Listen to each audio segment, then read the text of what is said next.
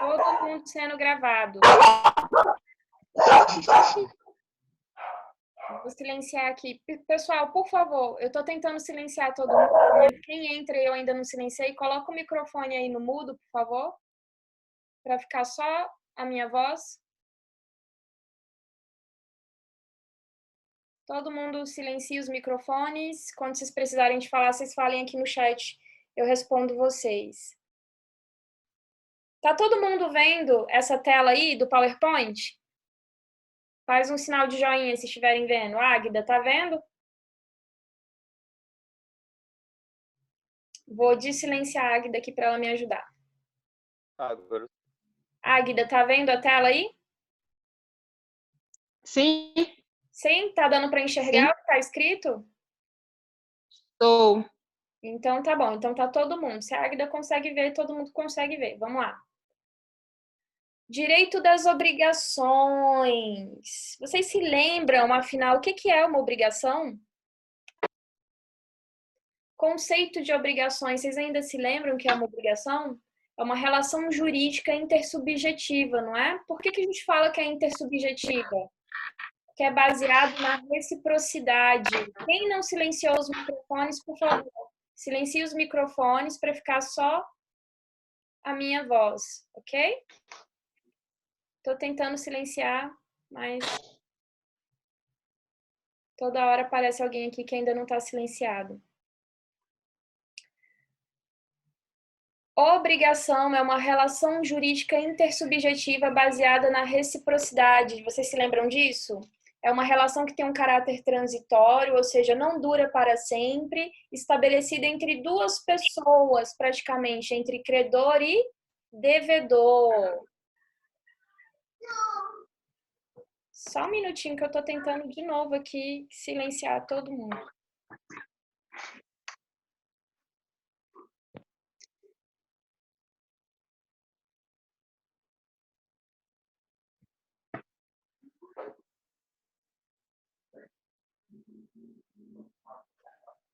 Um minutinho, por favor.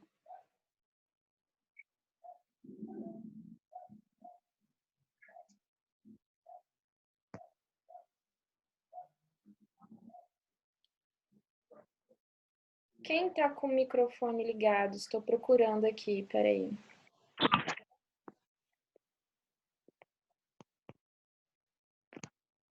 Vamos continuar. Obrigação é uma relação jurídica intersubjetiva baseada na reciprocidade, ou seja, todos têm uma contraprestação a fazer, de caráter transitório estabelecida entre credor e devedor. Não se preocupem em copiar o que está escrito nesse arquivo, porque eu já mandei a maior parte das coisas para vocês, e o que eu não mandei, eu também vou mandar futuramente, e eu vou deixar a aula gravada lá no AVA, tá bom? Então, não se preocupem em anotar essa tela aí, ok? Se preocupem em prestar atenção na aula.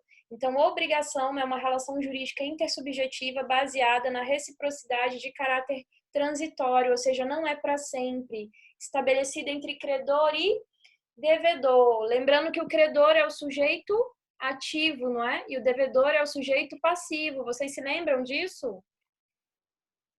Espero que sim, não é mesmo?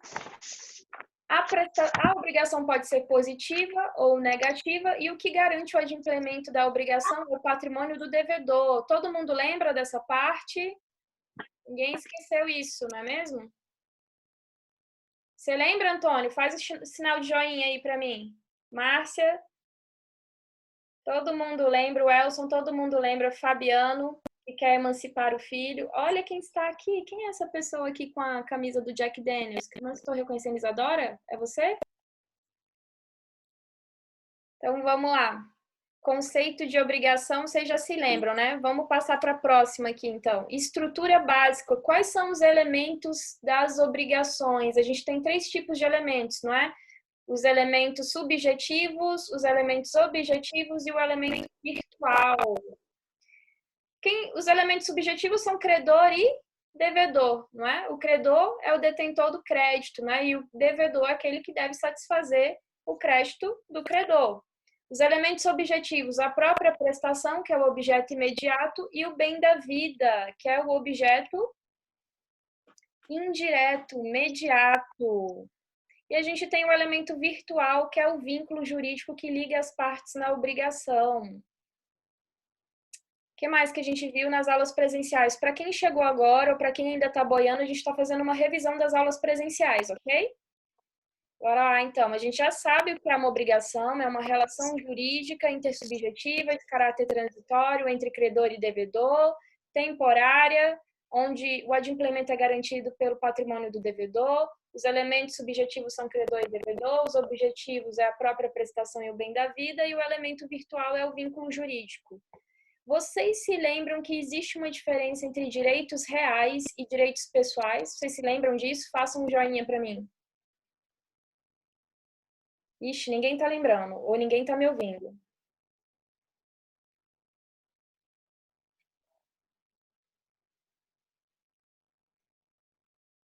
Vocês se lembram disso? Gente, eu tô vendo vocês, Águida.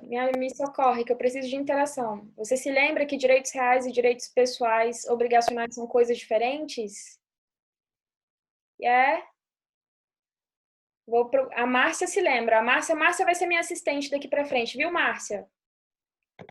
Então, direitos reais e direitos pessoais não se confundem, não é? Ambos são espécies de direitos subjetivos patrimoniais, mas existem algumas diferenças entre eles. Olha só o Antônio de óculos escuro. Estou quase colocando um óculos escuro aqui também.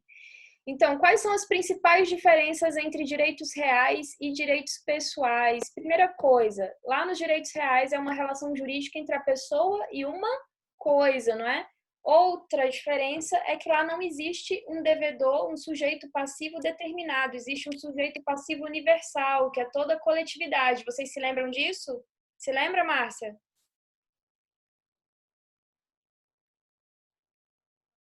Outra coisa, aqui nos direitos pessoais, que são os direitos das obrigações, a gente trabalha com o princípio da autonomia privada. Lá nos direitos reais, a gente trabalha com o princípio da publicidade, ou seja, a maior parte das coisas tem que ser levada a registro, e lá também existe um rol taxativo de direitos reais. Existe um rol taxativo de direitos pessoais obrigacionais? Existe? Não existe, não é? Aqui a gente trabalha com a autonomia privada e a liberdade das partes. E o rol que está lá no artigo, que está lá no Código Civil, é meramente exemplificativo. Outra coisa, as obrigações têm um caráter transitório e os direitos reais têm um caráter permanente. Então, aí na tela vocês estão vendo algumas diferenças entre os direitos reais e os direitos pessoais. Então, aqui nos direitos pessoais, que é sinônimo de direito das obrigações, nós vamos trabalhar apenas as relações entre pessoas e pessoas, cujo objeto da relação seja uma prestação. Vocês lembram, né, que o objeto da obrigação é a prestação. Prestação de dar, fazer ou não fazer. Todo mundo lembra disso? Lembra disso, Elson? Lembra disso, filósofo? Beleza, então vamos continuar nossa revisão. A gente viu bastante isso em sala de aula. Essa diferença entre direitos reais e direitos pessoais está especificada lá no material de vocês, que eu já enviei, e eu também vou deixar essa aula gravada, então vocês não precisam se preocupar tanto com isso agora, sabe? A gente já viu. Quem está com a mão levantada aqui? Deixa eu ver. É? Não estou conseguindo te ver. Pode falar. Eu liberei você. Tá com a mão levantada? Não estou conseguindo enxergar direito.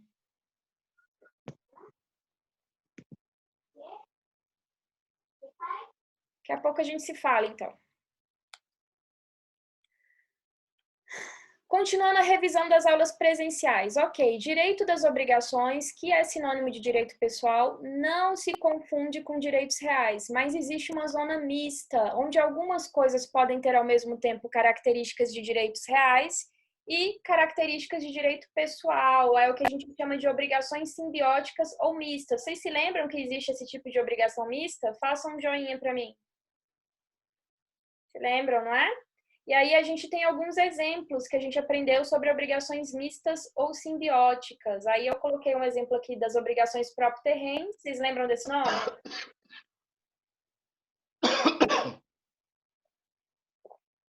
O coronavírus. Ó o corona! Quem tá tossindo aí? Quem está tossindo? Sai da barriga. Aldemir. Ademir, você tá... Ainda bem que a gente tá de quarentena, tô brincando. Garganta seca. Pronto, silenciei o Ademir. Pronto. Deixa eu só ver aqui o chat, o que vocês estão falando aqui no chat. Isso, o Luciano, acho que foi a Lu que tá com o iPhone do Luciano, sei lá. Quem eu não silenciei, silenciei os microfones para me ajudar, deixa só a minha voz, e aí quando eu perguntar alguma coisa que vocês quiserem responder, vocês colocam o microfone ativo de novo. Oi, Luciene, boa noite. Vamos continuar aqui. Obrigações mistas ou simbióticas são aquelas que têm características de direitos reais e também de direitos obrigacionais. Aí a gente estava falando das obrigações propter rem. Que são obrigações propter rem? São as obrigações que seguem a coisa e não a pessoa. E aí a gente viu em sala de aula alguns exemplos como condomínio, IPTU. Então, nesse tipo de obrigação, quando houver inagimplemento, a obrigação persegue a própria coisa e não a pessoa. Vocês se lembram desse exemplo na sala de aula? Deixa eu olhar para a cara de vocês para ver se vocês estão entendendo o que eu estou falando. O Antônio, ele colocou o óculos escuro para eu não conseguir distinguir o que ele está sentindo nesse momento. Está dormindo aí, né? O Vinícius nem colocou a cara dele aqui. Mas vamos lá. Obrigação com eficácia real. É aquele tipo de obrigação que é levada a registro para ter eficácia contra terceiros. Agora ele veio, o Vinícius. Oi, Vinícius. Para ter eficácia perante terceiros. Exemplo, direitos de preferência em virtude de contrato de aluguel. A gente está fazendo só uma revisão por enquanto, tá? Tudo isso aqui já foi falado em sala de aula, ok? Vocês vão me dando ok aí no chat. Então, a gente já viu o que é a obrigação, a gente já viu que as obrigações não se confundem com os direitos reais, e a gente já viu que existem obrigações mistas, que são aquelas que têm características de direito real e de direito obrigacional pessoal, lembrando que direito pessoal é sinônimo de direito obrigacional. Vamos continuar com a nossa revisão, então. Próximo tópico, fontes das obrigações. Eu não vou cobrar muito isso na prova de vocês, mas a gente já falou em sala e está lá no material de vocês. São fontes da obrigação a própria lei, não é? Que é a fonte imediata de todo direito, os contratos, os atos ilícitos, os atos unilaterais e os títulos de crédito. Então, os contratos é o instrumento principal das obrigações, né? Mas os atos unilaterais, como uma promessa de recompensa, por exemplo, pode ser fonte das obrigações. Títulos de crédito, como cheque, por exemplo, pode ser fonte das obrigações. Só para vocês saberem que essas são as fontes, existem outras fontes, mas essas são as principais, ok? Não vou cobrar isso nas avaliações de vocês, mas é legal saber. Próximo tópico da nossa revisão. Principais características e modalidades da prestação. Afinal de contas, a gente está falando aqui que a prestação é o coração da obrigação. Foi isso que a gente viu em sala de aula. Então, a prestação é o coração da obrigação. Não existe obrigação sem prestação, ok? Não existe obrigação sem prestação. Então, o que é a prestação, afinal de contas? É a atividade do devedor que é direcionada à satisfação do crédito do credor, satisfação do crédito. Então, a prestação é a própria atividade do devedor. Que atividade do devedor, professora? Dar, fazer ou não fazer. Dar, fazer ou não fazer. E essa atividade, ela tem uma finalidade. Qual é essa finalidade? Satisfazer o crédito. O crédito de quem? Do credor. Beleza? Beleza, Márcia? Tá acompanhando aí? Márcia... Sem ser a Márcia Biazini. É tu professor. Eu acompanhando, mesmo. certinho. Tá acompanhando aí? Certinho. Beleza. Coloca no mudo aí de novo. Possível, determinada ou determinável. Muito bem, são as principais características. Obrigada, Márcia. A Márcia já adiantou as principais características. A prestação tem que ser lícita, possível, determinada ou pelo menos determinável. A gente já vai falar disso, mas antes de falar disso, é necessário lembrar do caráter patrimonial da prestação. A gente pode ter obrigações não patrimoniais relacionadas a direitos personalíssimos? O que vocês acham? Welson, o que você acha? Eu já te desilenciei aqui. Você acha que é possível haver uma obrigação sem caráter patrimonial? Não, Não, não é? porque o que garante a... Não, porque o que garante o adimplemento da prestação é o patrimônio do devedor. Então, se não tiver caráter patrimonial, não tem como ter essa relação obrigacional creditória. É uma boa É análise, isso? mas além disso, a gente não pode negociar direitos personalíssimos. Você lembra disso? A gente não pode negociar a vida, a liberdade, essas coisas. Tem a ver É isso mesmo. Tem a questão também que o objeto tem que ser possível, né? Então, não é possível negociar os direitos personalíssimos. Essa questão da patrimonialidade, ela entra nessa questão do objeto ter que ser possível e lícito. Mas obrigado, Elson, é isso mesmo. Então, a patrimonialidade, ou seja, a economicidade, é essencial para que a prestação seja válida. Beleza? Obrigada pela participação.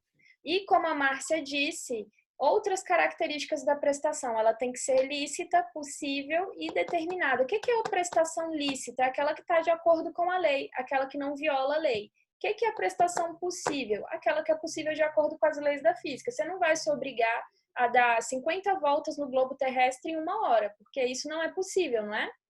A prestação também tem que ser pelo menos determinável, tá? Então, a prestação tem que conter pelo menos um gênero e uma quantidade. Talvez pode faltar inicialmente a qualidade, mas pelo menos ela tem que ter um gênero e uma quantidade. Então, não é possível que a prestação seja totalmente indeterminável, tá? Ela pode ser indeterminada, porém relativamente, não totalmente, e essa indeterminabilidade tem que ser provisória, transitória.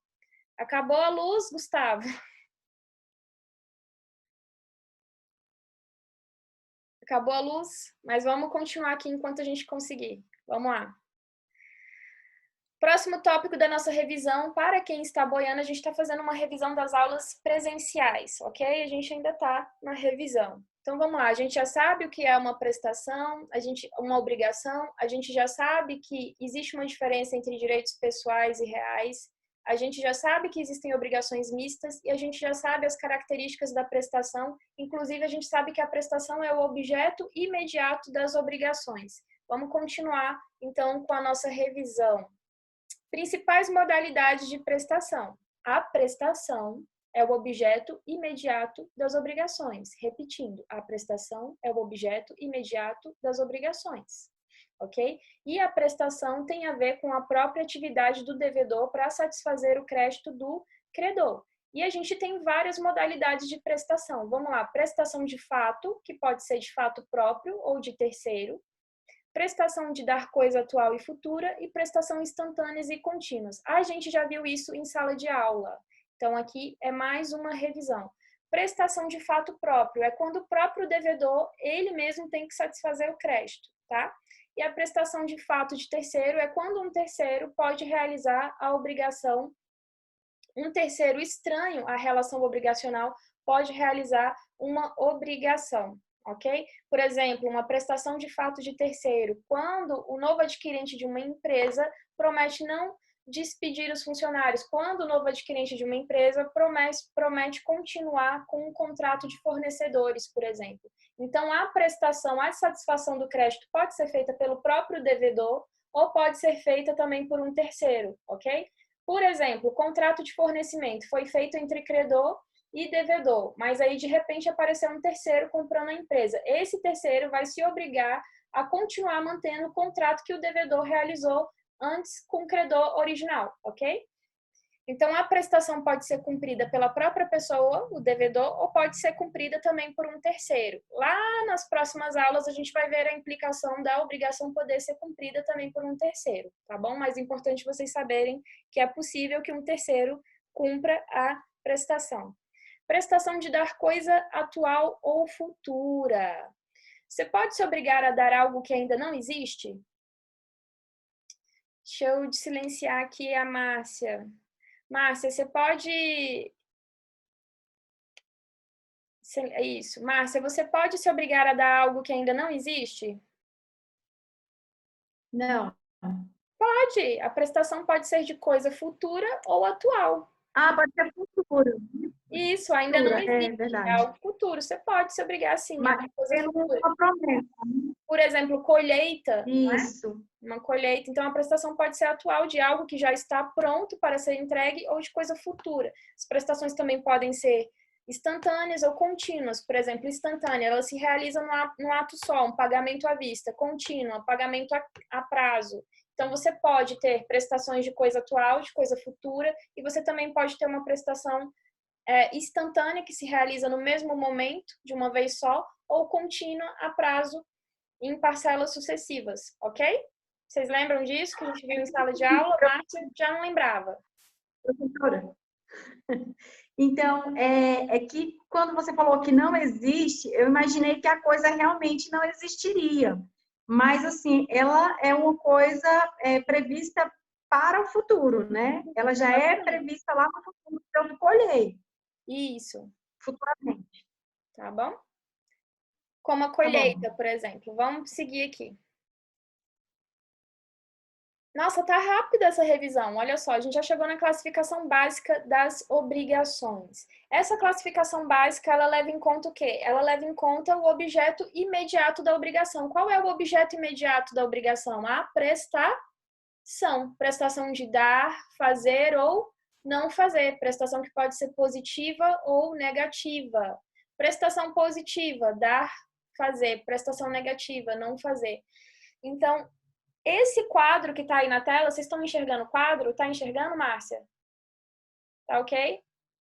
Esse quadro, essa classificação básica leva em conta a prestação, que é o objeto imediato da obrigação. Então, na classificação básica, depois a gente vai ter classificações especiais nas próximas aulas.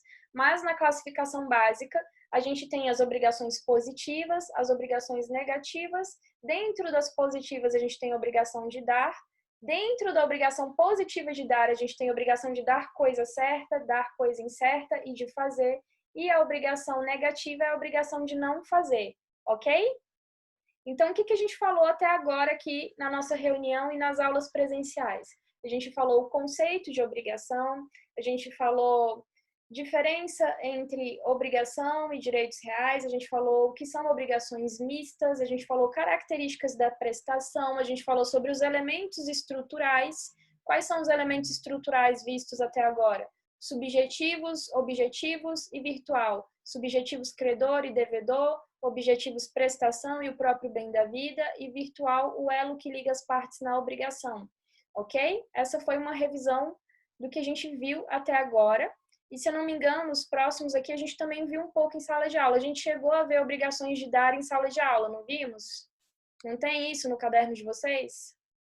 Tem, né, Márcia? Então, a gente deu início em sala de aula também às obrigações de dar, que é a primeira modalidade de obrigação aqui dessa classificação básica, ó.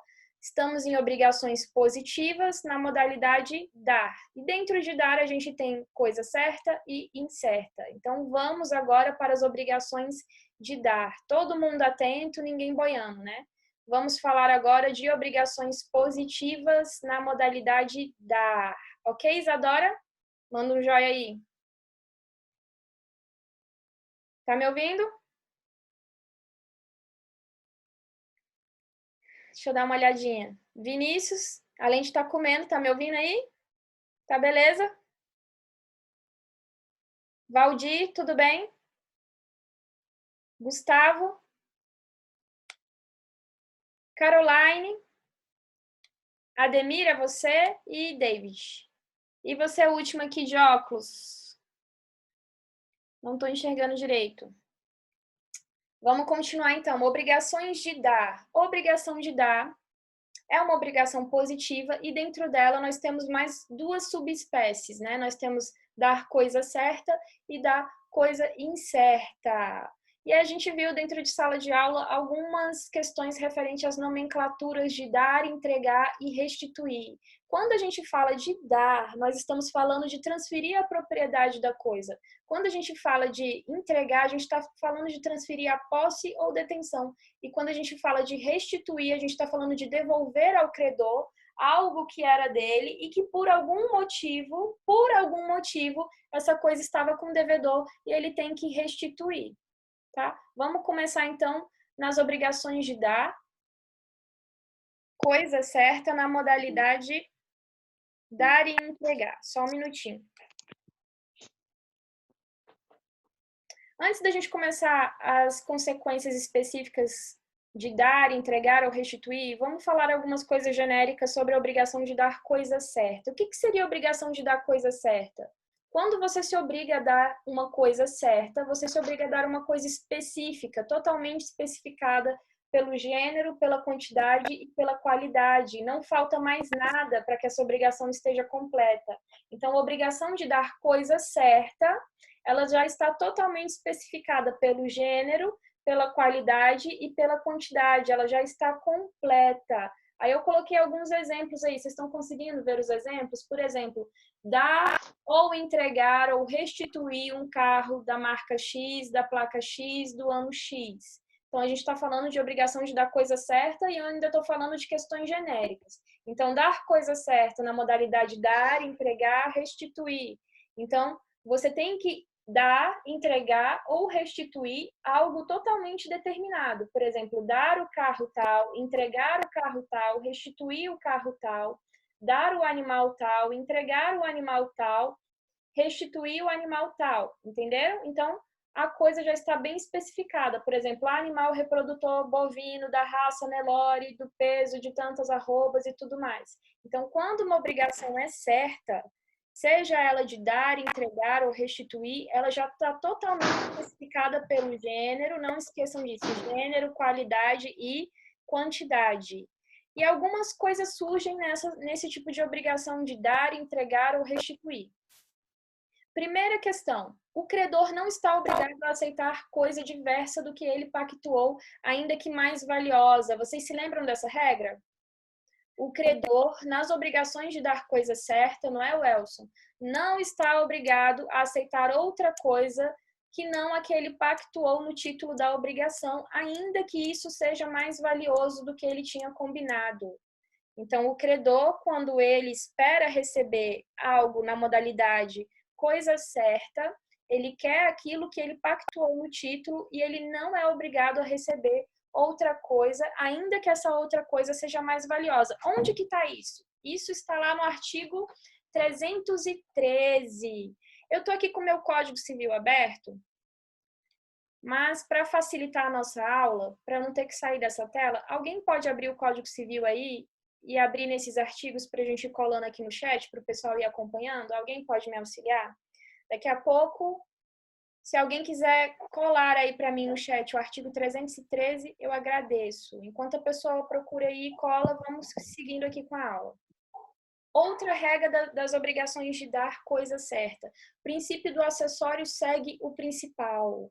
Princípio do acessório segue o principal. Deixa eu escolher alguém aqui para me falar o que significa esse princípio. Mamãe mandou eu escolher o Valdir. Não, Valdir, quer passar? Eu não estou te ouvindo. Liga o seu microfone aí. Oi? Eu estava mexendo no Vadimeco e acabei não prestando atenção na sua pergunta. Ah, você se lembra o que significa esse princípio do acessório segue o principal? Um veículo, por exemplo, você não vai retirar o pneu dele, você vai vender ele com os pneus que é um acessório do veículo. Se o diferente disso não estiver no título, não é? Tá. Exatamente tem que estar isso. especificado o veículo com pneu X e tal. Uhum. Exatamente isso que você está falando. Você não vai vender uma residência, sem as portas, sem as janelas. Muito bem, Valdir. Isso. Exatamente isso. Obrigada pela participação. Beleza? Coloca aí no mudo de novo, por favor. Como o Valdir estava explicando aqui para a gente, o princípio do acessório segue o principal significa que, se o contrário não resultar do título, a gente subentende que as questões acessórias, que os bens acessórios integram e vão junto com o principal no negócio, ok? Então, se as partes não especificarem no título que os acessórios não integram o principal, os acessórios devem ser entregues junto com o principal. Isso está lá no artigo 233. Isso está lá no artigo 233, ok? Caroline está dizendo aqui, tenho isso no caderno, professor. É isso mesmo, a gente já viu isso em sala de aula, agora é só uma revisão. Então, duas coisas que vocês têm que se lembrar sobre as obrigações de dar coisa certa. Ou seja, duas coisas que vocês têm que se lembrar sobre as obrigações de dar coisa certa, ou seja, sobre dar, entregar e restituir. Primeira coisa, o credor não é obrigado a aceitar algo diferente do que ele combinou com o devedor, ainda que essa coisa seja mais valiosa. Segunda coisa, a gente trabalha com o princípio de que os acessórios seguem o bem principal, se o contrário não resultar do título da obrigação. Tudo isso a gente já viu em sala de aula e está especificado lá no PDF que eu enviei para vocês, PDF também que já está no AVA. Vocês deram uma olhadinha no AVA? Os PDFs já estão lá e eu vou lançar outros. Welson, você olhou lá o AVA? Olhou? Beleza. Antônio, tá tudo certo aí? Claudinei, tudo certo aí?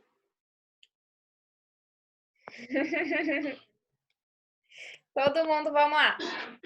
Próximo.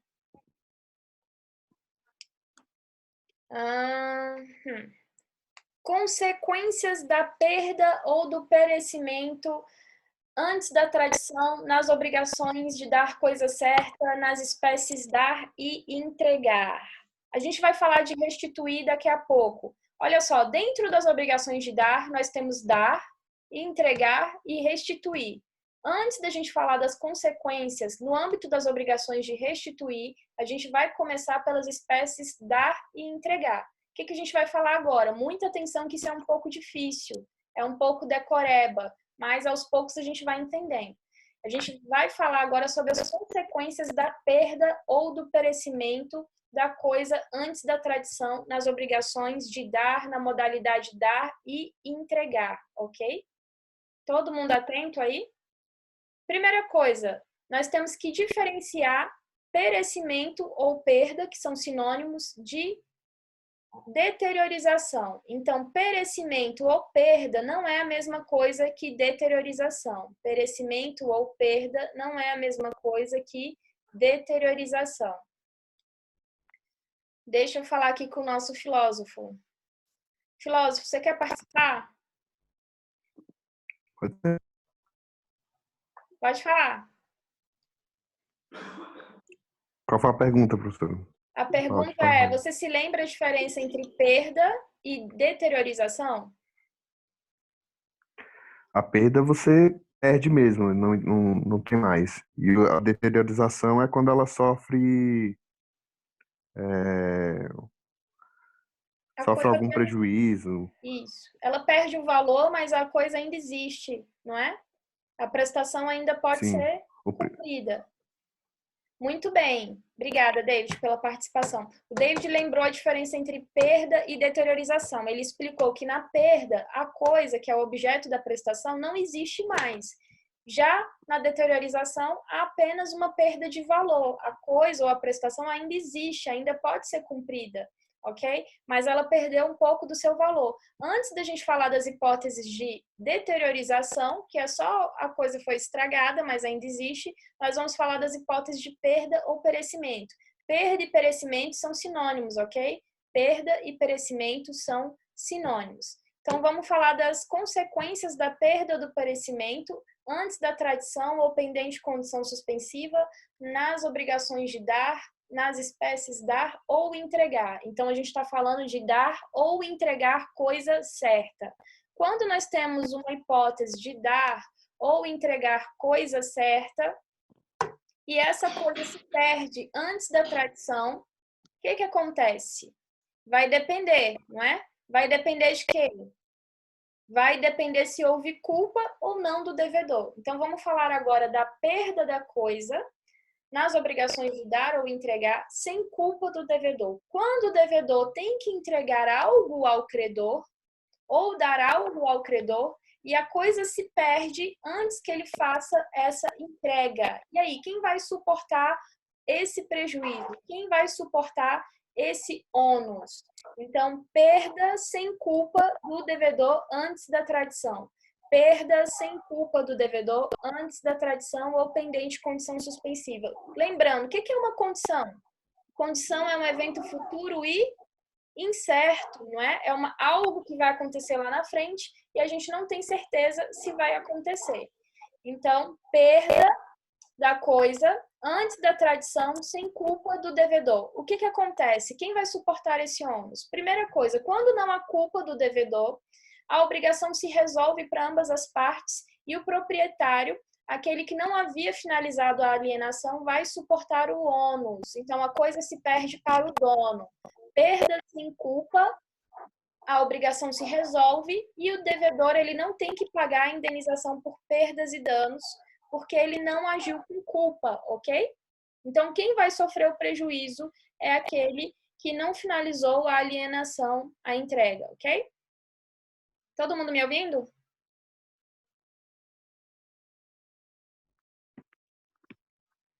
Uma coisa que a gente falou em sala de aula, toda vez que não houver culpa, não há indenização. Isso é uma dica que eu dou para vocês na minha prova, na prova da OAB, nas provas que vocês forem fazer por aí, quem for fazer TJ, DFT, daqui a pouco. Toda vez que não houver culpa, não há que se falar em indenização. Toda vez que não houver culpa, não há que se falar em indenização.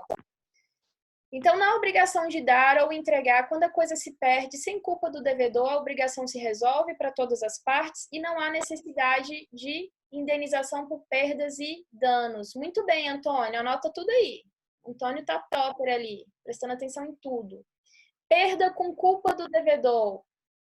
Toda vez que há culpa, há indenização por perdas e danos. Toda vez que há culpa, há indenização por perdas e danos. Toda vez que há culpa, há indenização por perdas e danos. Então, a gente está falando da perda da coisa por culpa do devedor em uma obrigação de dar ou de entregar, artigo 234. O que vai acontecer com o devedor nessa situação?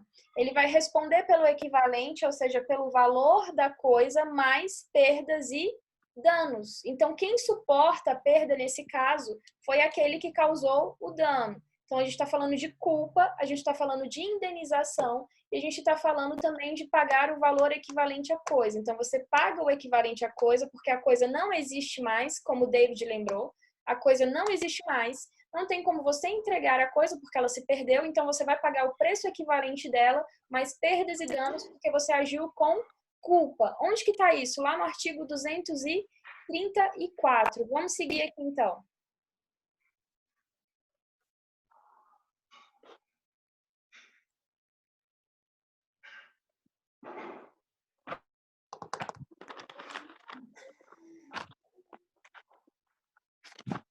A gente falou da perda e agora a gente vai falar da deteriorização. Como o nosso filósofo nos ajudou há um pouco atrás, a deteriorização é o prejuízo parcial. Ele explicou para a gente que quando você perde algo, você perde tudo, é um prejuízo total. Quando há deteriorização, você não perde tudo, há apenas um prejuízo parcial. Então, o objeto da prestação ainda existe, mas ele foi estragado, ele perdeu o valor, mas ele ainda pode ser entregue para o credor. E, diante disso, o credor vai ter algumas opções. Vamos ver, então, as opções do credor quando há deteriorização da coisa, antes da tradição, antes da entrega, antes do devedor dar aquilo que ele estava devendo. Vamos lá. Deteriorização, prejuízo parcial, antes da tradição, sem culpa do devedor. Todas as vezes que não houver culpa, não há indenização.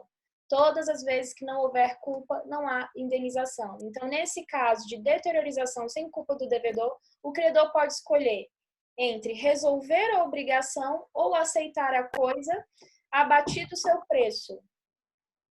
Então, a coisa se deteriorou antes da entrega. Qual é a opção do credor? Ele pode ou resolver a obrigação ou aceitar a coisa com preço abatido. Em qualquer hipótese, ele não tem direito à indenização por perdas e danos, porque o devedor não agiu com culpa. Todas as vezes que o devedor não agir com culpa, não há perdas e danos. E quando o devedor age com culpa e a coisa se deteriora antes da tradição? Quando o devedor age com culpa e a coisa se deteriora antes da tradição. Então, deteriorização com culpa do devedor. Aí o credor tem outras opções. Ou ele aceita o equivalente. Ai, gente, peraí. Ou ele pode exigir o equivalente ou ficar com a coisa no estado em que ela se encontra, em todas as hipóteses com perdas e danos. Então, ou ele vai exigir o equivalente, ou ele vai ficar com a coisa no estado em que ela se encontra, nas duas possibilidades com perdas e danos. Então, nesses dois casos, o credor tem duas opções. Na sem culpa, ou ele resolve a obrigação e fica com a coisa com preço abatido, sem indenização, e quando há culpa, ou ele exige o equivalente, ou ele fica com a coisa, em um caso ou no outro, com indenização. Isso é um pouco chatinho, vocês têm que decorar essas regras, têm que anotar esses artigos, têm que ler os artigos para entender melhor. Na prova, não sei como vai ficar a nossa prova, não sei se a gente vai fazer uma prova presencial, se a prova vai ser online, mas eu tenho certeza que esses artigos vão cair na prova, tá? Então, anotem esses artigos quando há deteriorização com culpa e sem culpa do devedor e quais são as opções do credor. Vamos seguir com a nossa revisão, que isso aqui já foi dado em sala de aula também. A gente estava falando de dar coisa certa nas espécies dar e entregar, mas a gente tem algumas especificidades quando a gente fala em restituir coisa certa. O que é restituir? A gente falou no início da aula aqui. O que seria restituir coisa certa? É você devolver ao credor algo que era dele, mas que por algum motivo estava com o devedor. Por exemplo, o contrato de depósito. Quando você vai viajar e você se hospeda no hotel e aí você pode deixar as suas malas lá enquanto você vai para uma cidade vizinha.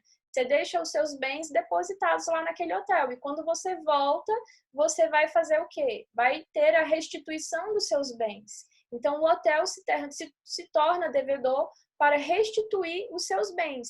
Então, toda vez que a gente está falando de restituição, a gente está falando de restituir algo que era inicialmente do credor e que por algum motivo estava com o devedor que deve restituir a coisa. Então, se você empresta algo para alguém, comodato, a pessoa depois tem que te restituir no final do empréstimo, né? Então, restituir é devolver ao credor algo que já era dele, que por algum motivo está com o devedor. Vamos ver as especificidades dessa espécie de restituir coisa certa, que é uma modalidade de dar coisa certa.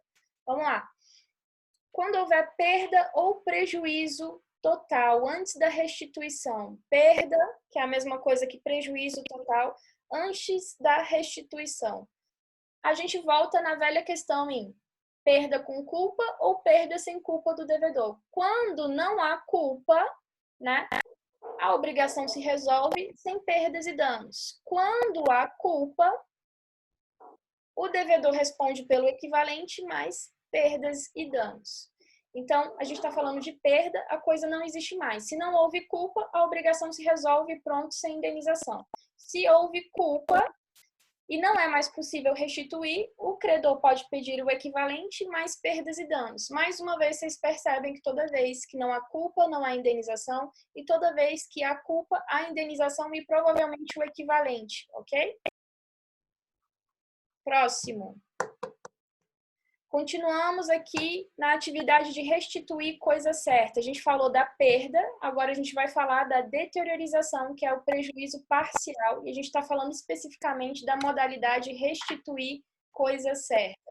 Então, quando a coisa se deteriora antes do devedor restituir a coisa ao credor, o que acontece? Vai depender se ele agiu com culpa ou sem culpa. Sem culpa, o credor vai receber a coisa do jeito que ela se acha, sem indenização. Por que aqui o credor consegue receber a coisa do jeito que ela se acha? Porque a coisa apenas se deteriorou, a coisa não se perdeu, a coisa ainda existe e a coisa é do credor.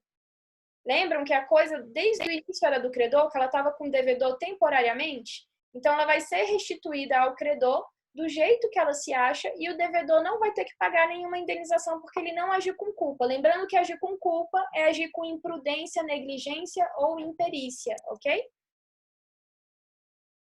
Quando o devedor deteriora a coisa antes de restituir a coisa com culpa, o que acontece? O código é um pouco omisso nessa situação, mas a gente aplica a mesma regra da situação da perda. O devedor, ele responde pelo equivalente mais perdas e danos, ok? Mas o credor também tem a opção de ficar com a coisa abatido o preço mais perdas e danos. Só que o código ele é um pouco confuso nisso. A gente que faz uma analogia aí e a gente entende que o credor ele tem duas opções, né? Ou ele pede o equivalente ou ele fica com a coisa abatido o preço, nos dois casos com indenização por perdas e danos. Tudo isso está lá no material de vocês, no PDF, e foi falado em sala de aula também, ok? Vamos falar agora das obrigações de dar coisa incerta? A gente terminou a revisão das obrigações de dar coisa certa. Quais são as modalidades de dar coisa certa? Espécies de dar coisa certa, aliás. Dar, entregar e restituir. Vamos falar agora de dar coisa incerta. Lembrando que coisa certa é algo que já está especificado pelo gênero, pela quantidade e pela qualidade. E as obrigações de dar coisa incerta, vocês se lembram dela?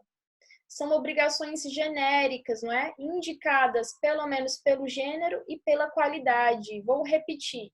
A obrigação de dar coisa certa é aquela obrigação genérica, que ainda não está completa, mas ela, apesar de não estar completa, deve ser indicada pelo menos pelo gênero e pela quantidade. Gente, eu coloquei aqui, ó, tá errado esse quadro, não é qualidade, é quantidade, ok? Indicada ao menos pelo gênero e pela quantidade. Essa palavra qualidade está errada, eu vou corrigir daqui a pouco. Então, ela é indicada pelo gênero e pela quantidade. Lá no material de vocês está correto, tá bom? No material de vocês está correto.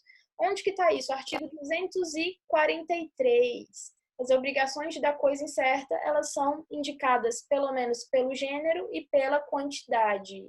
É uma prestação genérica. Exemplo, 10 sacas de café, aí a gente tem a quantidade e tem o gênero, mas não tem a qualidade, ok? Então, obrigações de dar coisa incerta são obrigações indicadas pelo menos pela quantidade e pelo gênero, faltando a qualidade. Mas essa obrigação pode permanecer incerta até o final?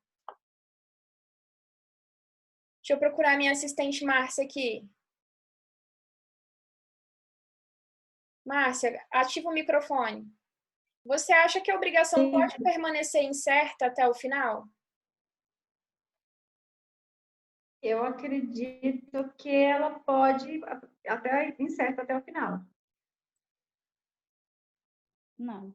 Mas lembra que quando a gente estudou a prestação, a gente viu que a prestação tem que ser pelo menos determinável? Ah, sim. Então, essa indeterminabilidade da obrigação de dar coisa incerta, Márcia, ela é transitória, ela é relativa. Então, é possível que a prestação ela comece indicada apenas pelo gênero e pela quantidade, mas em algum momento essa forma genérica dela vai ter que cessar e ela vai ter que se tornar, vai ter que se converter em uma obrigação de dar coisa certa. Porque no momento do pagamento, no momento do adimplemento, não tem como você adimplir algo incerto. Você concorda comigo? Não tem como você dar para alguém algo incerto, não é? Você dá para as pessoas, você entrega para as pessoas algo que já está certo. Não tem como você fazer um pagamento incerto. Você tem que pagar algo certo, algo quantificado, qualificado e especificado pelo gênero. Então, Márcia e todo mundo que está prestando atenção aí, a obrigação de dar coisa incerta, ela possui essa indeterminabilidade apenas de forma temporária. No final, lá no pagamento, essa obrigação vai ter que se converter em obrigação de dar coisa certa. E ela se converte através de um procedimento que a gente chama de concentração do débito. Lembram dessa expressão? Concentração do débito? Façam um joinha aí se lembram. Não lembram. Concentração do débito é o procedimento pelo qual a obrigação de dar coisa incerta passa e se torna finalmente uma obrigação de dar coisa certa. Então, a indeterminabilidade da obrigação de dar coisa incerta é relativa à indeterminabilidade da obrigação de dar coisa certa, é relativa e ela deve se converter em obrigação determinada até o pagamento através da concentração do débito. O que é a concentração do débito? é a indicação da qualidade da coisa, é quando você finalmente indica a qualidade da coisa. Isso é uma escolha, não é? Você escolher a qualidade daquilo que você vai entregar, daquilo que você vai dar, é uma escolha. Quem faz essa escolha? Deixa eu escolher uma pessoa para responder. Águida, posso te escolher? Posso te escolher, Águida? Liga o microfone aí, liguei. Águida, você lembra quem escolhe, quem faz a concentração do débito? Se não lembrar, não tem problema. Oi? O devedor? Muito O devedor? bem, o devedor, não é? Muito bem, a Águida respondeu para a gente que quem escolhe a qualidade, quem faz a escolha na concentração do débito é o devedor. Muito bem, Águida, é isso mesmo. Quem faz a concentração, quem faz a escolha da concentração do débito é o devedor, ok? Se o contrário não resultar do título, onde que está isso? Artigo 244. Cabe ao devedor fazer a concentração do débito se o contrário não resultar do título da obrigação. E outra coisa, se a escolha cabe ao devedor, vocês acham que ele pode dar a coisa pior que tem no mercado? Da pior qualidade? Não, não é? Ele não é obrigado a dar uma coisa melhor, mas ele também não é obrigado a dar uma coisa pior. Então, a concentração do débito cabe ao devedor, se o contrário não resultar do título da obrigação, mas ele não é obrigado a dar o melhor, porém não pode dar o que tem de pior no mercado. Ele tem que escolher um meio termo. Então, o devedor não pode dar coisa pior, mas também não está obrigado a dar coisa melhor, e cabe a ele a escolha na hora de tornar a coisa certa em coisa certa, se o contrário disso não resultar do próprio título da obrigação, ok? A partir do momento em que é feita a escolha da qualidade, que em regra cabe ao devedor, essa obrigação passa a ser uma obrigação de dar coisa certa. Então, ela vai seguir todas as regras que a gente acabou de ver em relação ao inadimplemento e tudo mais. Então, depois da concentração do débito, aquela obrigação que é incerta passa a ser uma obrigação de dar coisa certa e segue as regras da obrigação de dar coisa certa, que são as regras que a gente viu até agora. Certo? Vocês entenderam essa parte? A gente viu isso em sala de aula também. Quem não entendeu, levanta a mão aí que eu vou desilenciar aqui. Entendeu, Elson, essa parte? Tudo ok? Tudo certo, nada errado? Fabiano, tudo certo, nada errado? Fabiano, tá dormindo aí, né? Larissa, não posso ver. Outros aqui também não posso ver. Deixa eu ver quem mais eu consigo ver. Nazireu também não consigo ver. Tudo certo, Antônio? E essa moça aqui? Tudo, professor. Tudo certo. Mas é muito complicado mesmo, tem que ler bastante para entender. Mas depois, lendo o material, você consegue entender melhor e a gente vai fazer uma revisão depois também, beleza? Tá certo. Obrigado. Vamos continuar, então, com a nossa revisão. São 8h15. Vamos continuar.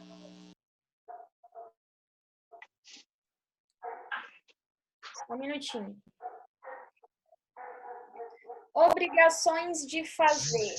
Então, a gente ainda está dentro do campo das obrigações positivas. Relembrando, quais são as obrigações positivas? Dar coisa incerta e dar coisa certa, incerta e fazer. Então, a obrigação de fazer também é uma obrigação positiva. E o que importa aqui na obrigação de fazer? Interessa a própria atividade do devedor.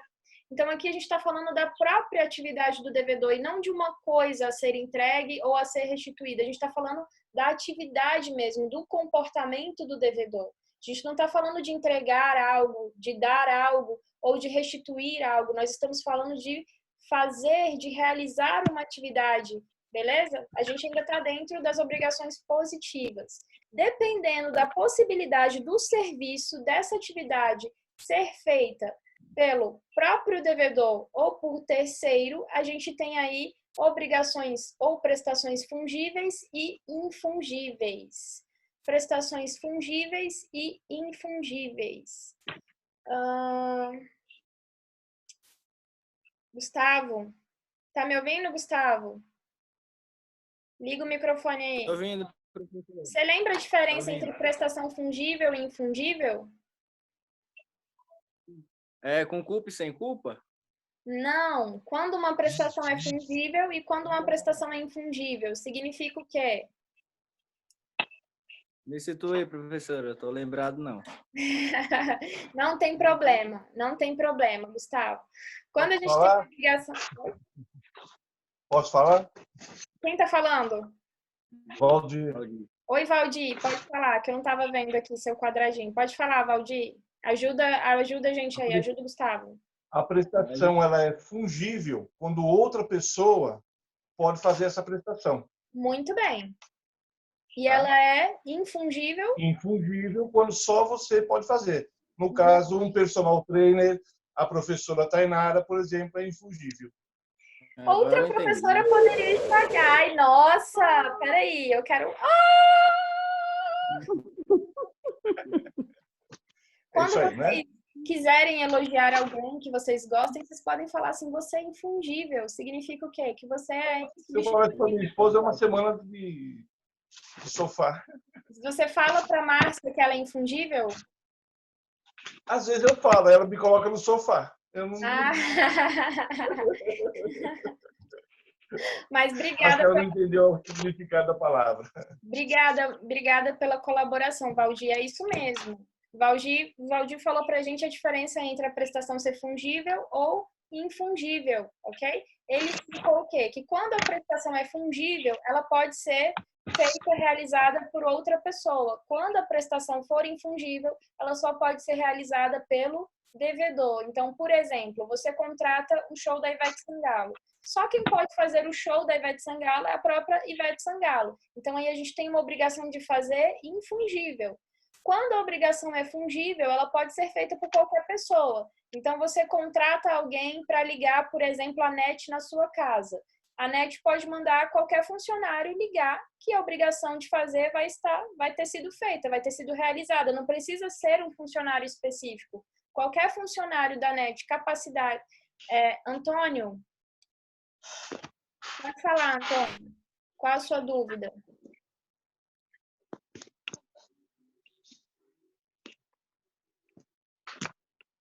Coloca isso, fala.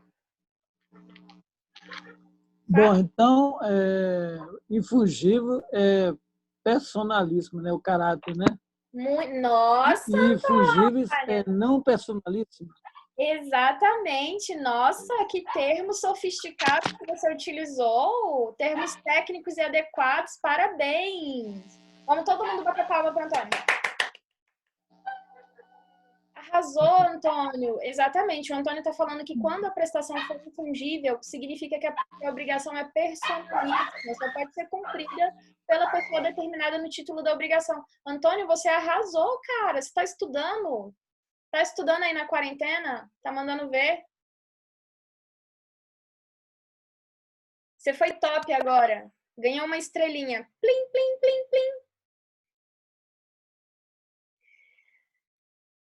Como o Antônio estava explicando, quando a prestação é infungível, ela é personalíssima. Então, ela só pode ser feita pela pessoa específica determinada no título da obrigação. Quando a obrigação for fungível, significa que ela pode ser realizada por qualquer pessoa, não necessariamente pelo devedor. Então, por exemplo, quando você chama um encanador na sua casa, não precisa ser um encanador específico da empresa, dentro da empresa não precisa ser um funcionário específico, pode ser qualquer funcionário que seja capaz de realizar os reparos no encanamento. Quando a gente tem uma obrigação infungível, essa prestação só pode ser feita por uma pessoa determinada, como o Antônio lembrou aí, é o caso de uma obrigação personalíssima, intuito personae. Tudo isso está lá também.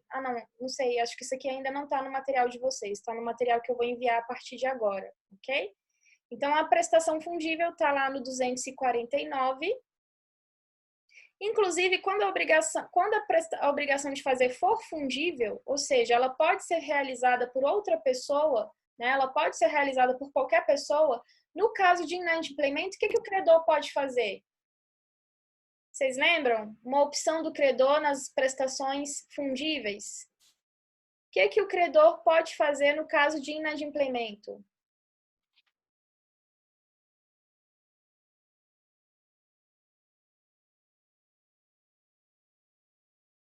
Ih, ninguém lembra. Deixa eu ver se o Elson lembra. Lembra, Elson? O que o credor pode fazer no caso da prestação fungível que há inadimplemento? Ele pode contratar outra pessoa para realizar, para fazer a prestação e, com isso, receber o valor da pessoa que não prestou. Muito bem, excepcional, isso mesmo, está lá no 249, parabéns, Welson. Para você também, arrasou. Então, o Elson está lembrando para a gente que toda vez que a prestação for fungível e houver urgência, o credor ele pode ele mesmo mandar outra pessoa fazer o serviço e depois cobrar do devedor sem a necessidade de autorização judicial. Então, se você tem uma obrigação de fazer, que é fungível, que pode ser feita por qualquer pessoa, você não precisa ficar esperando o devedor realizar o adimplemento. Você mesmo pode mandar uma terceira pessoa fazer e depois cobrar isso do devedor sem autorização judicial. Beleza? Todo mundo entendeu? Obrigado, Elson. Ah, meu computador tá acabando a bateria aqui. Só um minutinho. Só um minuto. Por favor, que eu vou pegar um carregador.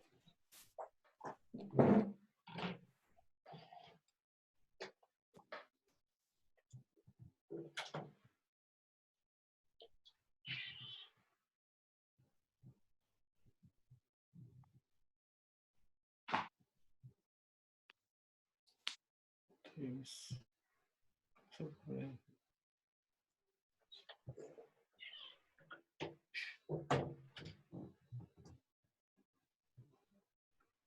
Voltou.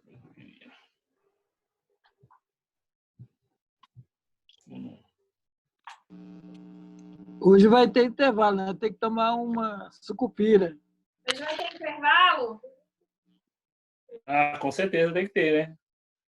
Não, a gente vai direto a esse aplicativo, se eu não me engano, só dá para fazer 40 minutos, não é? A gente até já passou 40 minutos, não sei nem por que não caiu ainda.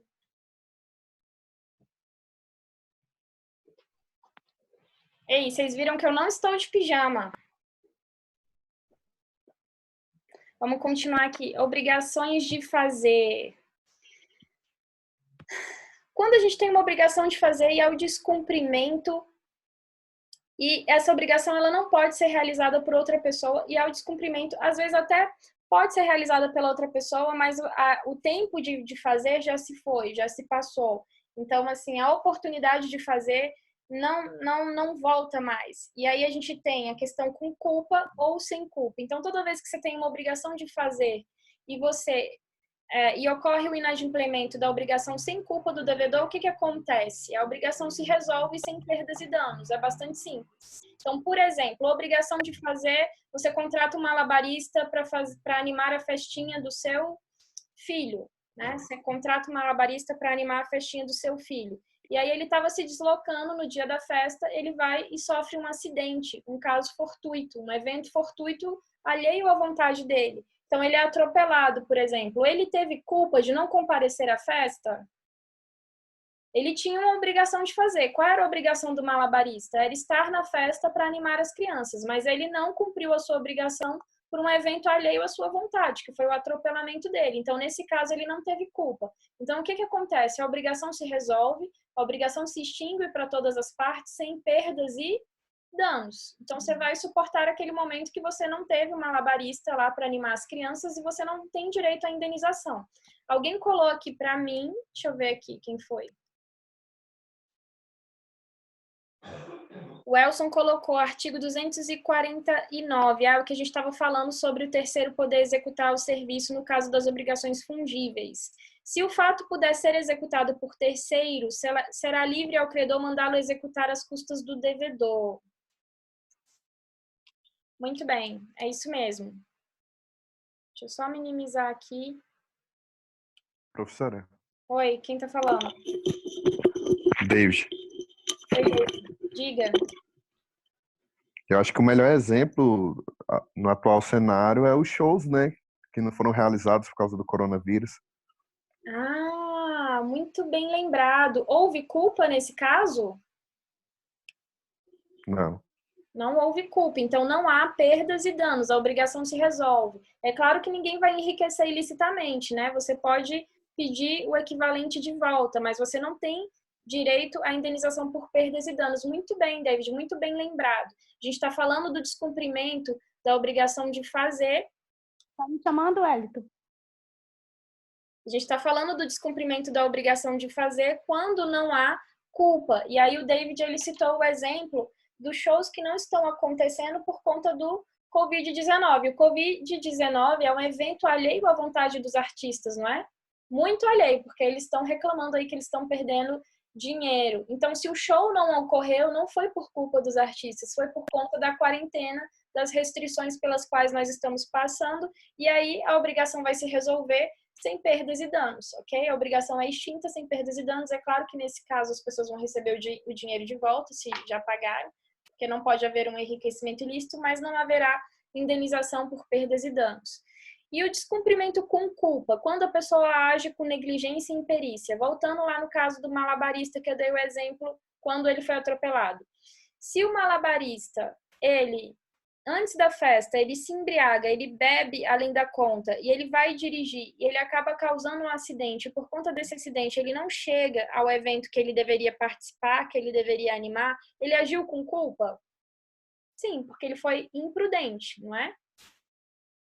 Quando você deixa de fazer algo, uma obrigação, quando você deixa de cumprir uma obrigação de fazer por culpa, sempre vai ter indenização.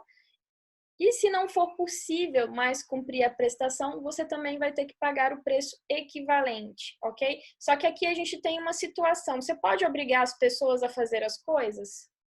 Você pode obrigar uma pessoa a praticar uma atividade? Você pode obrigar a Ivete Sangalo, hoje ela não está bem para fazer o show. Não tem Covid-19, todo mundo já foi liberado da quarentena. Você pode pegá-la pelo braço e obrigar ela a fazer o show?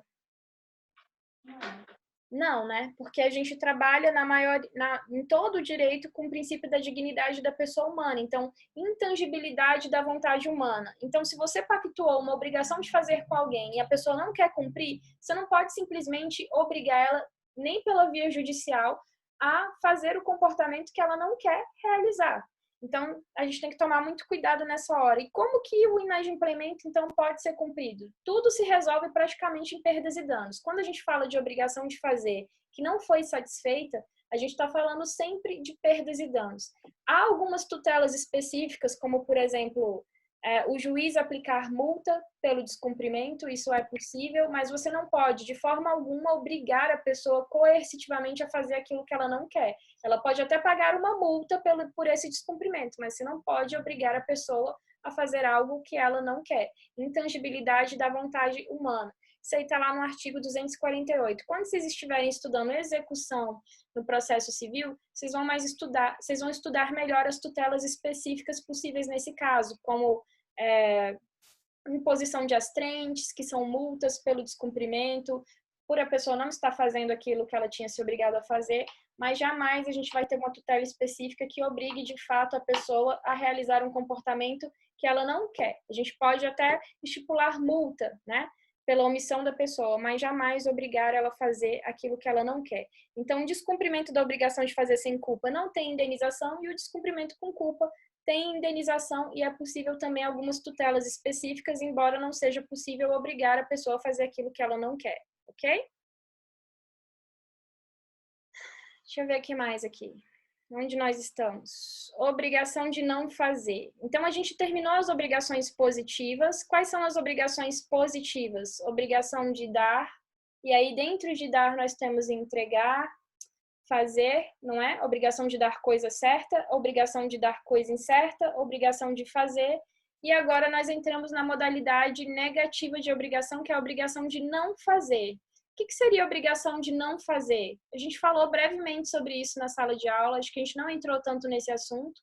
Peço que vocês vocês prestem um pouquinho mais de atenção agora, porque eu acho que esse assunto aqui, obrigação de não fazer, não foi falado na sala. Alguém se lembra se a gente enfrentou esse tema? Águida, no seu caderno tem obrigação de não fazer? Não chegamos aí, paramos só na fugir ou infugir. A gente não chegou nas obrigações de não fazer, não é? Então vamos estudar agora, daqui para frente, e eu vou fazer um novo material onde vai constar essa etapa também, tá bom? Então vamos prestar Professora, atenção. Oi. tem como a senhora falar sobre a obrigação de dar dinheiro? Ah, sim. A obrigação de dar dinheiro é uma modalidade, é uma espécie de obrigação de dar coisa certa, não é? E a gente trabalha com o princípio do nominalismo. Vocês lembram qual é esse princípio? Não. A obrigação de dar dinheiro, o princípio do nominalismo, você está obrigado apenas àquela quantia prevista no título, independentemente se aquela quantia já não é mais suficiente para comprar os mesmos produtos da época em que você se obrigou originalmente. Por exemplo, você me empresta R$100, então eu tenho uma obrigação de dar dinheiro a você, uma obrigação de te pagar, correto? Só que esse foi um empréstimo comum, tá? Um empréstimo sem juros e nada. Então, é uma obrigação minha de dar dinheiro. Então, quanto que eu tô te devendo? R$1.000. Oi? 1.000?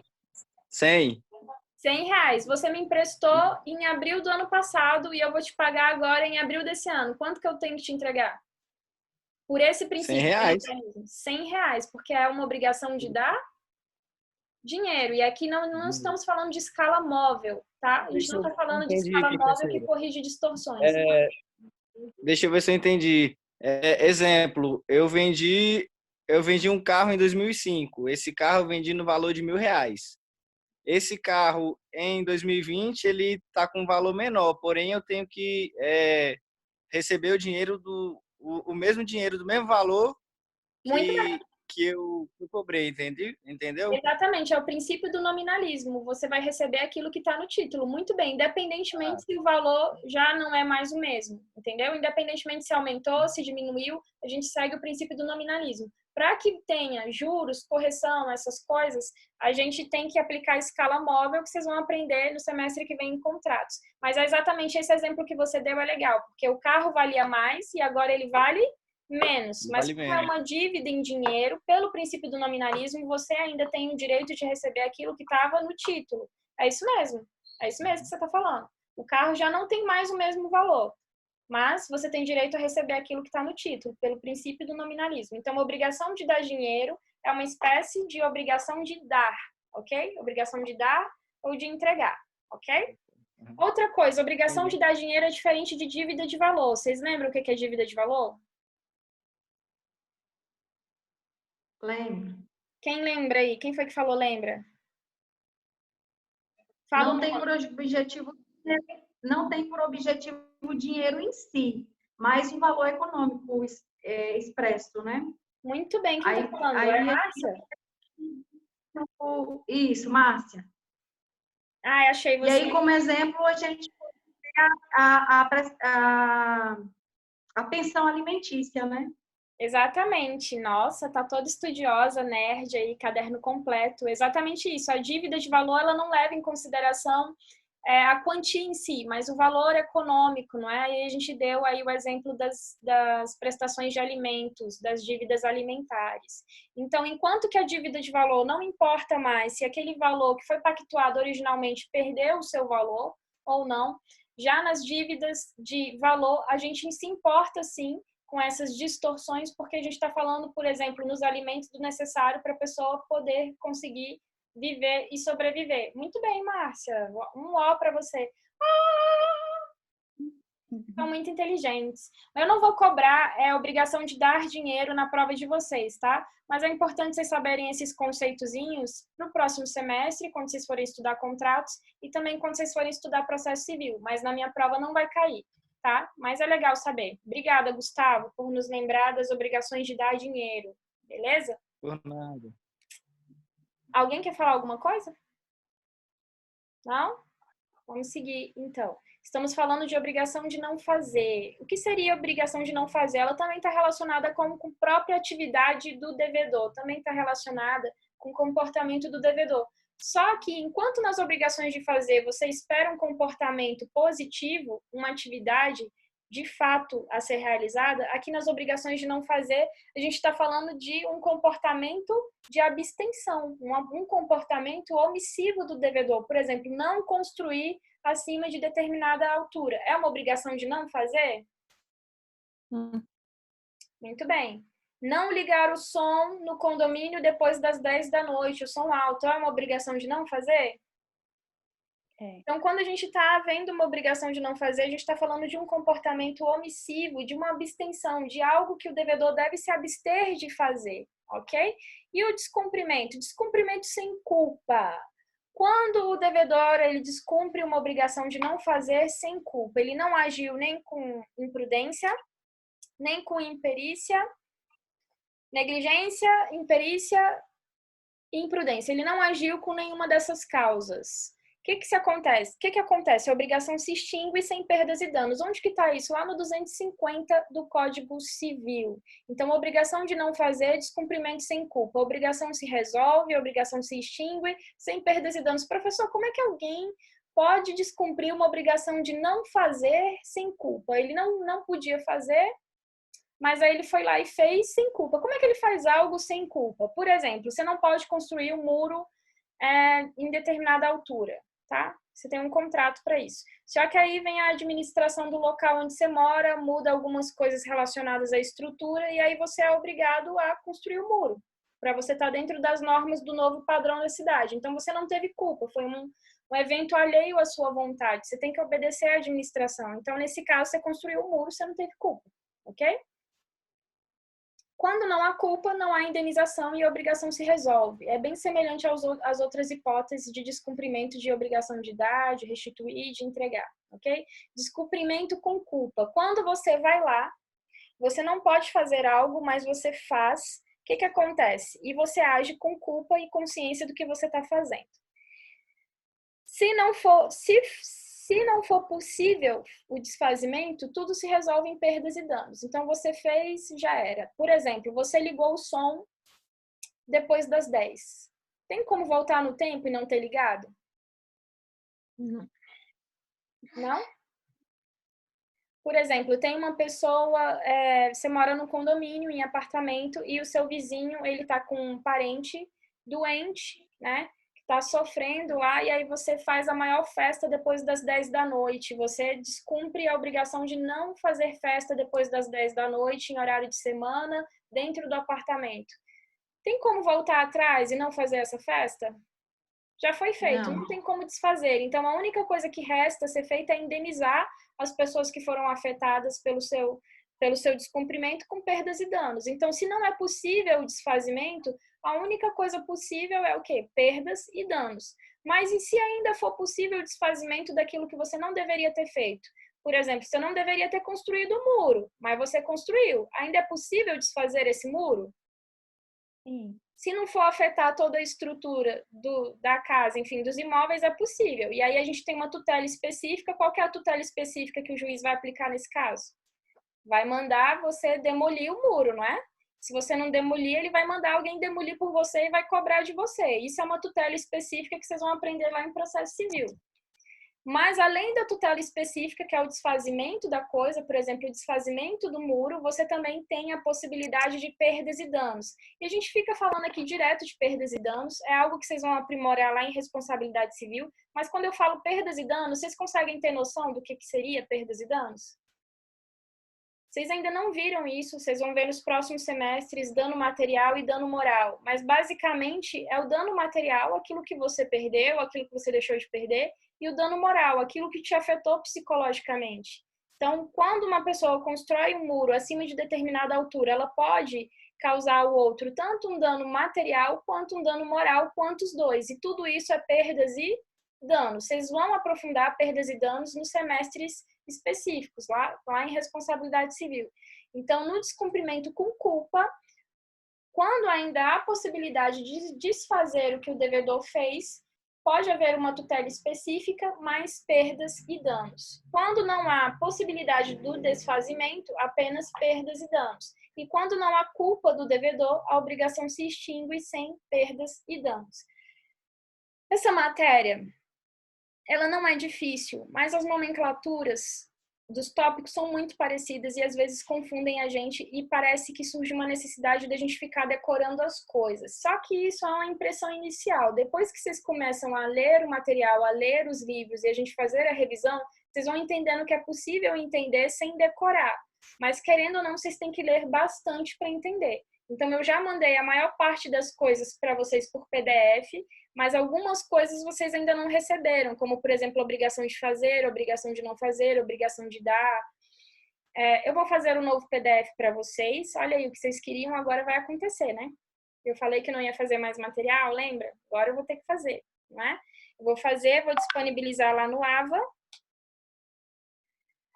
E eu peço que vocês leiam, porque é um pouco complicado para vocês conseguirem acompanhar a aula daqui para frente, ok? Oi, amigo do Gustavo, tudo bem? Venha fazer direito com a gente. Bem-vindo. Tudo bem? Tudo beleza aí? Tudo certo? Tá na Chapada? Deixa eu continuar Tô na aqui. Chapada, professor. Ah, que inveja de você. Só que não pode ir nas cachoeiras nessa época, né? É a quarentena, não posso voltar, não. A quarentena não pode voltar. E nem para as cachoeiras também. Nem ir para as cachoeiras, né? Estão fechadas. É. Então, acabou aqui a nossa revisão e a gente falou algumas coisas novas que a gente ainda não tinha falado, como, por exemplo, a obrigação de fazer e a obrigação de não fazer. Deixa eu ver quantas horas são aqui. Só um minutinho. São 8h43. Como a gente não vai ter intervalo, eu vou abrir aqui para as dúvidas de vocês. E daqui a pouco a gente vai encerrar. O que a gente viu aqui nessa aula de hoje? A gente viu a revisão. Então, o que isso significa? Que a partir da próxima aula vai ser uma matéria completamente nova, coisas que vocês ainda não viram, que vocês ainda não têm no caderno, ok? Então, não faltem, né? Não deixem de aparecer na próxima aula, que a gente vai ver classificações especiais das obrigações, tá? As coisas vão ficar ainda mais confusas. Então, o que eu peço para vocês? Peço que vocês leiam os PDFs que eu já mandei, leiam os novos que eu vou enviar, assistam essa aula que vai ficar gravada lá no AVA, se for necessário, e vejam também os outros materiais que eu vou lançar lá. Eu vou abrir para dúvidas de vocês, vou abrir os microfones aqui. Quer dizer, cada um, quem tiver dúvida, abre o seu microfone aí e fala comigo. Fala com a gente, por favor. Deixa eu ver a carinha de vocês aqui. Claudinei, tudo certo aí? Sussa, sossegado. Vinícius.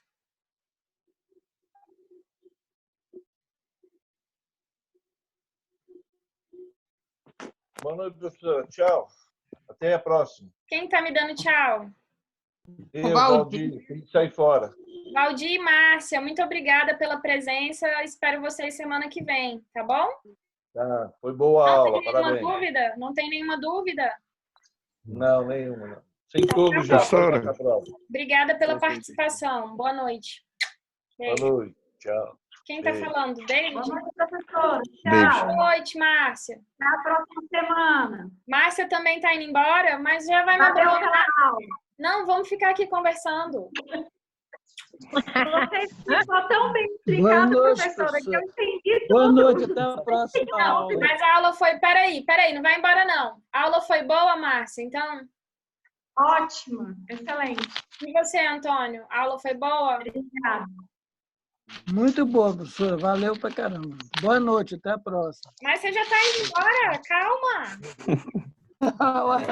Calma, moça. Todo mundo tá saindo. Eu não dei tchau ainda não. Deixa eu me despedir. Deixa eu ver aqui. Bom, tá. Okay. Tá.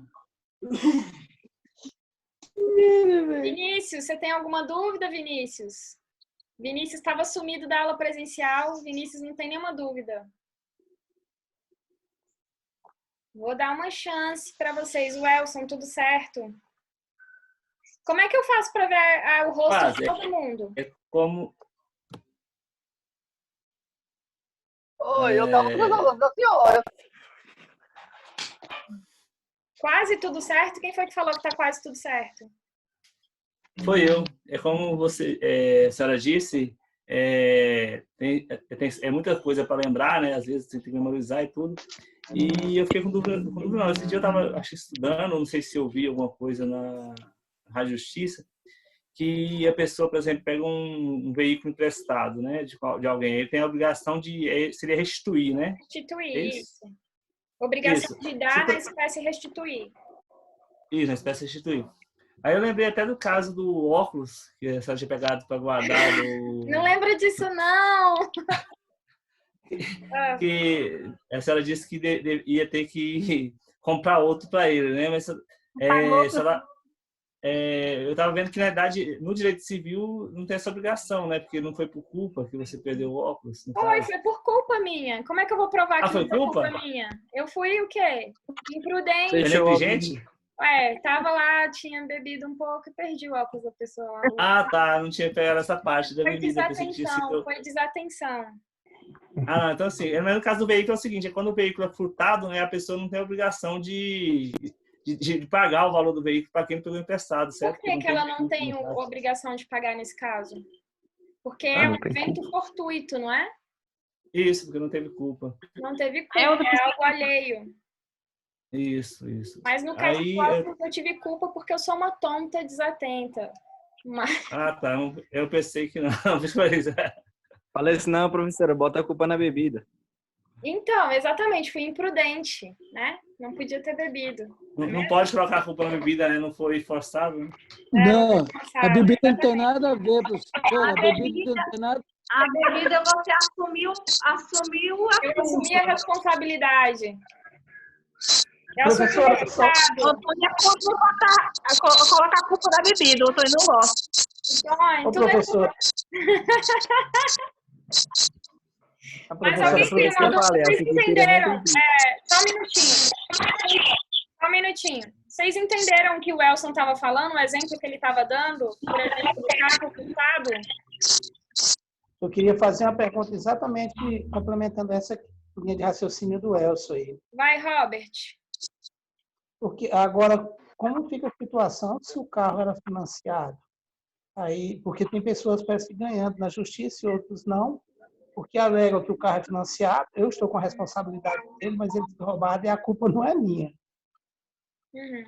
Geralmente, a gente tem que ver a jurisprudência, mas o correto, assim, a jurisprudência majoritária, eu acredito que, como foi um evento fortuito, algo que não depende da vontade da pessoa, algo que a pessoa não teve culpa, a obrigação se extingue. Então, o financiamento se extingue, tá? Mantido o direito até a data do evento. Então, por exemplo, aquilo que já foi pago no financiamento também não volta mais, mas daqui para frente o financiamento vai ser extinto, a obrigação vai ser extinta por conta que a pessoa não teve culpa de ter sido furtada.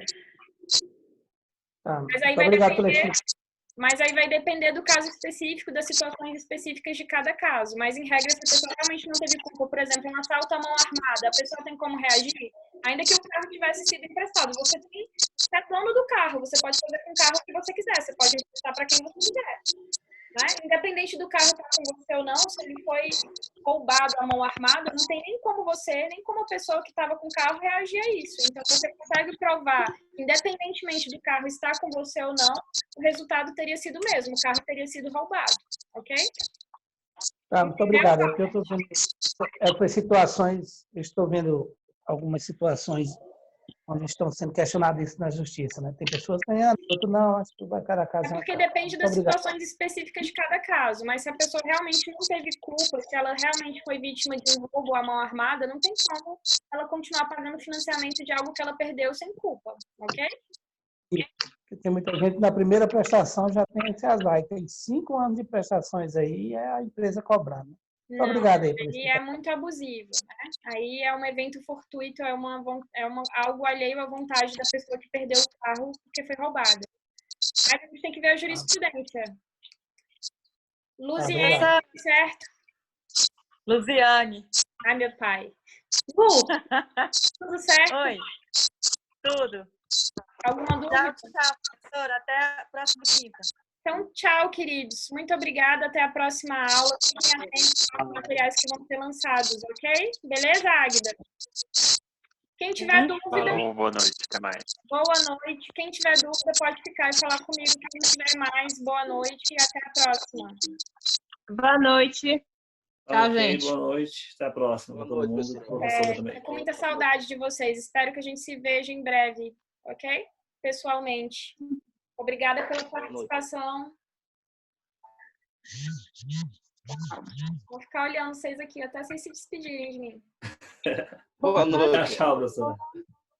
Tchau, professor. Fiquem com Deus. Boa noite. Assim que eu descobri como que encerra isso aqui. Eu também tô tendo. Tchau, professora, boa noite. Agendando aqui Boa de noite. amanhã. Vocês cuidaram para não deixar a câmera aí ligada, hein? Tem isso. É no cantinho aqui em cima. Saí aqui em cima, lá pra direita. Vinícius. Vinícius. Ó, eu tava em todas as aulas da senhora. A senhora tá falando que eu não tava na aula da senhora. Por que você estava faltando minha aula, Vinícius? Por que você estava faltando a minha aula? Não, senhora. Na última que eu fui, você faltou. Não, senhora. Fui na aula da senhora. Tudo certo? Sempre eu tô lá. Olha eu aqui, ó. Como é que desliga esse trem aqui, misericórdia? Eu também tô tentando desligar sem fechar a tela, não tô conseguindo, não. Não apertar no sair aí. Desligar aqui, né? A Márcia deixou ligada a câmera. É esse sair que eu tô procurando. Primeira aula virtual a gente nunca esquece. Aqui, ó. Mas vocês não Dá tiveram um clique aula na com a Maria, tela que tá não? aparecendo. Achei. Alô, pessoal, boa noite. Eu consegui aqui, ó, bem no vermelhinho. Boa noite, tchau. Oi, Fabiano. Tchau. Oi, Fabiano. Primeira vez que eu te vejo aí, Fabiano. Ele já saiu. E aí, ô Vinícius, você gostou da aula de hoje? Muito boa. Foi muito Adorei. bom. Deu para entender? Deu para me ouvir? Tudo certo? Eu não, entendi sem dar. Tudo certinho. Que bom.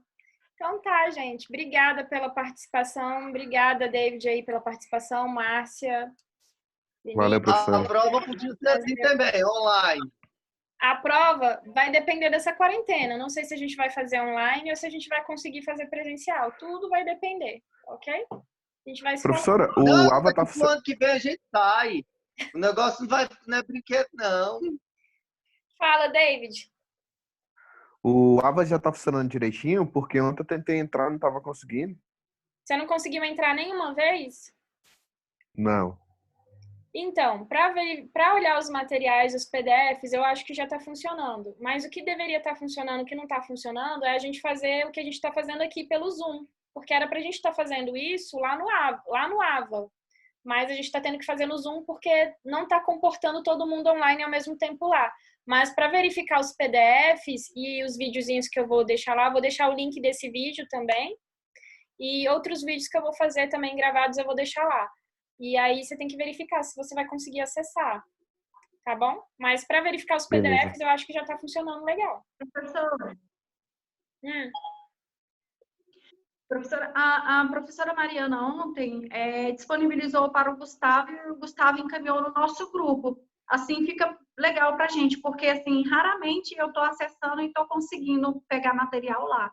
Então, se a senhora também pudesse disponibilizar os PDF e também a aula para quem não assistiu hoje, mas pelo menos os PDFs para a gente. Posso fazer isso, eu posso compartilhar no grupo, mas aí vocês entendam que a mesma coisa que está no grupo vai estar lá, salvo, tá? Se vocês perderem do WhatsApp, essas coisas, é só entrar lá que vai estar salvo. A mesma coisa que tiver lá vai ser compartilhado no grupo também, para facilitar para vocês, tá bom? Beleza. Valeu, professor. A aula foi maravilhosa, viu? Gostou? Eu fico lisonjeada, Márcia. Ele é um filósofo elogiando a minha aula. Vê se eu fico feliz, não é? Obrigada. Eu vou sair também, gente. Boa noite para vocês. Tchau. Até a próxima. Boa noite. Fiquem com Deus. Até mais, galera. Tchau. Tchau.